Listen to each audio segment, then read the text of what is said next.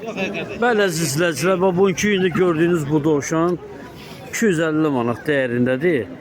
Yəni əldə eləmək istəyən çəkə bilərəm də sən qardaşım. Çəkə bilərsən. Bu qardaşdan əldə edə bilər. Yəni danış özün danış dinən qiymətlərini. Qiymətlər cürəbəcə ən balalar 50 manatadır. 50 manata balalardır. Yəni gəlib damazlıq bala fermaya baxıb, girib baxar, xoşuna gələn çəkidə ölçüdə qiymətləşə bilər. Yəni nömrə də dinən düşdün. 070 774 0404. Bu nömrəyə zəng eləyib bu gördüyünüz bu damazlıq dovşanı əldə edə bilərsiniz. Əziz izləyicilər, buyurun. Nömrəsini də qoydu qardaşımız. Kimə lazım olsa, baxın da. Baxın, 250 manat, 250 manata, 70 manata. Ciddi alıcı olsa razılaşar. Ciddi alıcı olsa razılaşa bilər.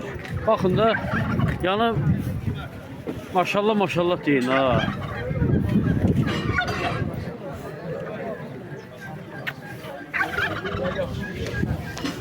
Xeyirli olsun qardaş.